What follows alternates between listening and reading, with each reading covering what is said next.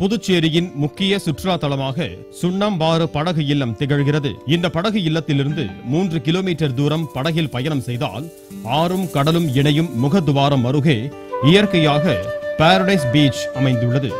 தற்போது இங்கு புதுச்சேரி சுற்றுலா வளர்ச்சிக் கழகம் மூலம் விரைவு படகுகள், பெடல் படகுகள், எந்திர படகுகள் என பல்வேறு வகையான படகுகள் இயக்கப்பட்டு வருகின்றன. மேலும் சுற்றுலா பயணிகளை கவரும் வகையில் சுற்றுலாத்துறை சார்பில் நீரிலும் நிலத்திலும் செல்லக்கூடிய ஜீப் சேவையும் அறிமுகப்படுத்தப்பட்டுள்ளது.